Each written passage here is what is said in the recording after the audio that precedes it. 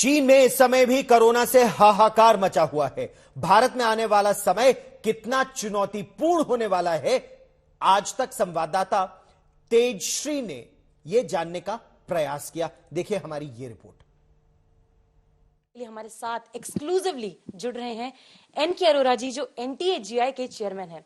अरोरा जी, हमसे बात करने के लिए बहुत बहुत शुक्रिया। सबसे पहला सवाल, संभवतः चौथी लहर क्या दस्तक देने की संभावना है भारत में? देखिए, इस समय सारी दुनिया में जहां पर केसेस बढ़ रहे हैं वो सब ओमिक्रॉन और ओमिक्रॉन के सब लीनेजेस हैं। तो ये ओमिक्रॉन के बाद कोई नया वेरिएंट नहीं आया है और ये तीसरी लहर का ही हिस्सा है। और इस समय क्योंकि कुछ देशों में, जैसे कि आपने बोला, जापान है, फ्रांस है, इवन ऑस्ट्रेलिया है, जर्मनी है और नॉर्थ अमेरिका है, वहाँ केसेस बढ़े हैं पिछले कुछ हफ्तों में। लेकिन खास तौर में जो ज़्यादा चिंताजनक हुई है कि जो चाइना में केसेस हैं, हमें पूरा अंदाज़ा नहीं है कि वहाँ पर क्या हो रहा है, लेकिन केसेस ज़रूर बढ़े हैं वहाँ पर। तो इन चीज़ों को देखते हुए हमें एहतियात बरतने की ज़रूरत है। लेकिन ऐसा कोई चिंता की बात नहीं है, घबराने की बात नहीं है, क्योंकि यहाँ पर आप देख रहे हैं कि पिछले 8-10 हफ्ते से लगातार केसेस कम होते चले जा रहे हैं और पिछले 2-3 हफ्ते से तो 500 से भी कम केसेस हैं और मृत्यु का आंकड़ा भी बहुत नगण्य है।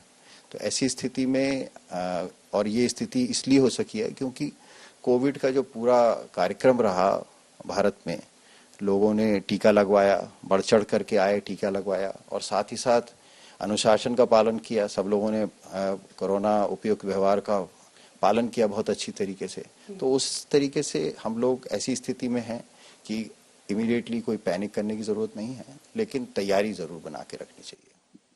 आपने वेरिएंट का जिक्र किया, BF7, इसकी सबसे ज्यादा चर्चा इस वक्त की जा रही है।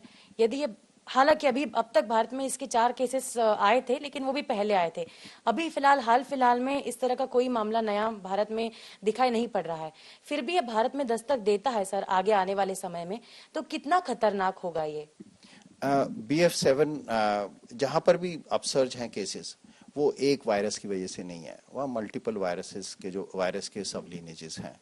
इनफैक्ट चाइना में जो पिछले कुछ दिनों की जो सूचना है एक अंतर्राष्ट्रीय वेबसाइट से कि BN सीरीज और BQ सीरीज जो है वो ज़्यादा हैं, लगभग 50% जो केसेस हैं BQ और BN सीरीज की वजह से हैं और जो BF7 है वो केवल 10-15% के आसपास है।